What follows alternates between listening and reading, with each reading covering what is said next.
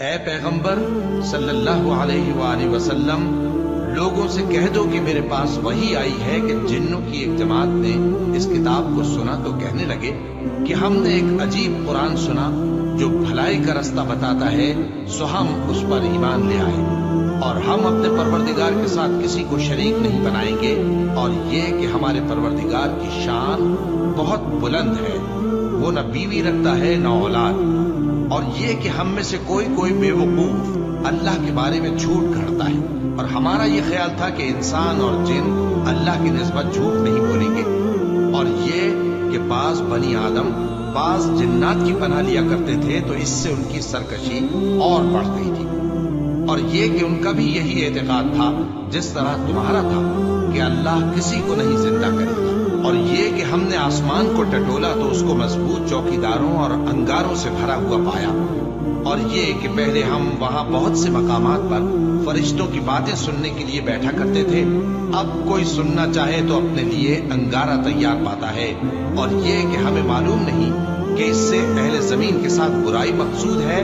یا ان کے پروردگار نے ان کی بھلائی کا ارادہ فرمایا ہے، اور یہ کہ ہم میں بعض ایک ہیں اور بعض دوسری طرح کے، ہمارے کئی طرح کے مذہب ہیں، اور یہ کہ ہم نے سمجھ لیا ہے کہ ہم زمین میں خواہ کہیں ہوں اللہ کو ہرا نہیں سکتے اور نہ بھاگ کر اس کو تھکا سکتے ہیں، اور جب ہم نے ہدایت کی کتاب سنی اس پر ایمان لے آئے، سو جو شخص اپنے پروردگار پر ایمان لاتا ہے تو اس کو نہ نقصان کا خوف ہے نہ کسی طرح کے ظلم کا، اور یہ کہ ہم میں بعض فرما بردار ہیں اور بعض نافرمان ہیں، تو جو فرما بردار ہوئے وہ سیدھے رستے پر چلے اور جو نافرمان ہوئے وہ دوزخ کا ایندھن بنے۔ اور اے پیغمبر صلی اللہ علیہ وآلہ وسلم، یہ بھی ان سے کہہ دو کہ اگر یہ لوگ سیدھے رستے پر رہتے تو ہم ان کے پینے کو بہت سا پانی دیتے تاکہ اس سے ان کی آزمائش کرے، اور جو شخص اپنے پروردگار کی یاد سے منہ پھیرے گا وہ اس کو سخت عذاب میں داخل کرے گا، اور یہ کہ مسجدیں خاص اللہ کی ہیں تو اللہ کے ساتھ کسی اور کی عبادت نہ کرو، اور جب اللہ کے بندے یعنی یہ پیغمبر صلی اللہ علیہ وآلہ وسلم اس کی عبادت کو کھڑے ہوئے تو کافر ان کے گرد ہجوم کر لینے کو تھے۔ اے نبی صلی اللہ علیہ وآلہ وسلم، کہہ دو کہ میں تو اپنے پروردگار ہی کی عبادت کرتا ہوں اور کسی کو اس کا شریک نہیں بناتا،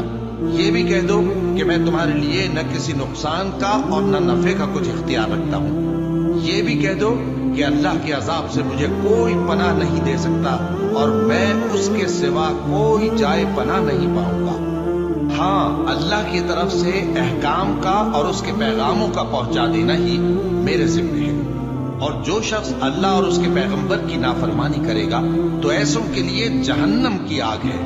وہ ہمیشہ ہمیشہ اس میں رہیں گے، یہاں تک کہ جب یہ لوگ وہ دن دیکھ لیں گے جس کا ان سے وعدہ کیا جاتا ہے، تب ان کو معلوم ہو جائے گا کہ مددگار کس کے کمزور ہیں اور شمار کن کا تھوڑا ہے۔ کہہ دو کہ جس دن کا تم سے وعدہ کیا جاتا ہے میں نہیں جانتا کہ وہ عنقریب آنے والا ہے یا میرے پروردگار نے اس کی مدت دراز کر دی ہے، وہی غیب کا جاننے والا ہے، سو کسی پر اپنے غیب کو ظاہر نہیں کرتا، ہاں جس پیغمبر کو پسند فرمائے اور اس کو غیب کی باتیں بتا دے تو اس کے آگے اور پیچھے نگہبان مقرر کر دیتا ہے تاکہ معلوم فرمائے کہ انہوں نے اپنے پروردگار کے پیغام پہنچا دیے، اور یوں تو اس نے ان کی سب چیزوں کا ہر طرف سے احاطہ کر رکھا ہے، اور ایک ایک چیز